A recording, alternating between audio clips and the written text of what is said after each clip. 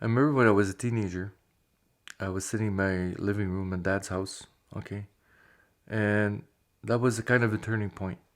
Okay, there was I was aware of the scar that I had in my soul. I was just about to get out.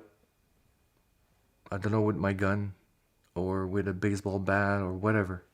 Didn't matter what it was, or crowbar. There was a bank, Royal Bank, not too far from, maybe 2 street down. To go there and just break everything, slash the window, attract attention, because I was looking for help indirectly. I wanted it. I did some jail time, as a teenager, not long, short.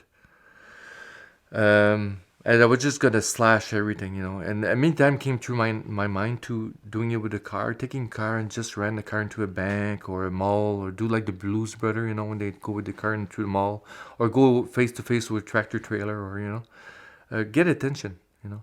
Sometimes the intensity of that feeling is less because of the personal help I got, the healing, all that.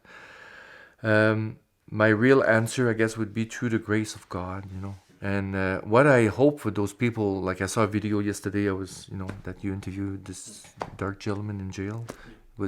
He died? I think TJ. He's still alive. He's still. Thank God for that. Thank God for that. And I did some volunteer work in jail, with people. I went to see them, I went to talk to them, and what I tried to do with those people is say, don't feel guilty, it's not your fault. I've been through the same thing, and maybe you were unlucky that I was. It's not because I'm better than you. I think it was just I was protected and chosen so I can get my message through to protect other people, to help other people. That is possible. Doesn't matter who you are, doesn't matter where you come from. Important is where you're going to. And God can work through the channel that I am. Even it's been bashed, hurt. And in AA, we have people that have been on Skid Row and they tell their stories too. So, yeah, it's been through the grace. People have been praying for me so I could hold on and not to give up. Yeah, I would say Jesus, the Lord, the Holy Spirit, God itself. Me, I believe. I'm a good believer in that. Even though I know there's abuse, I know there's thing going on. But I say people doing that are hurting people. They need help. There's still good priests. There's still good nuns, good religious people. I got friends that are pure. They're still virgins. And they still do good work. They're respectable. They're honest, and I don't put them in the same boat. They're still good people, and that's what helped me throughout. Is the help through good adults that are mature, good, sincere, honest, like yourself, like a Men's Project, like a Teen Challenge. The school teachers, police officer that helped me along the path.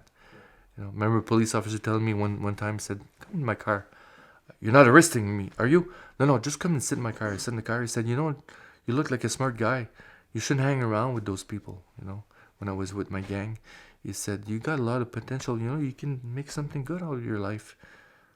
Get the hell out of here. Who the hell are you to tell me that? You're not my father. That was the inside talk, Yeah.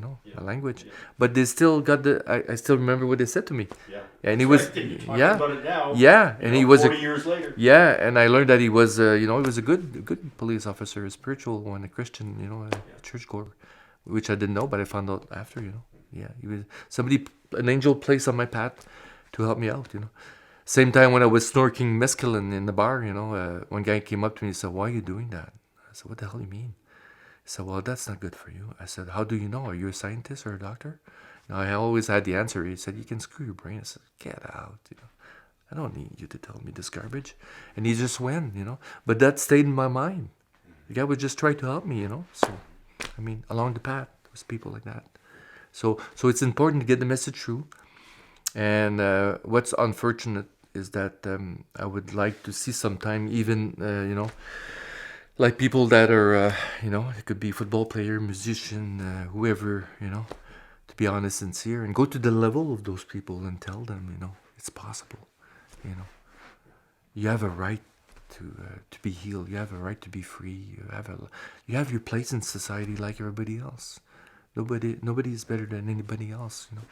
Me, I'm a living proof. I'm a miracle that it's possible. And it wasn't easy. There was a lot of headache and insomnia and suicidal attempt and arming myself, mutilation and stuff, and it was awful. But I finally, I guess God heard my scream. You know, he answered me different way, through people, through event, through television, through books, through, you know, organization that are good to help healing, you know.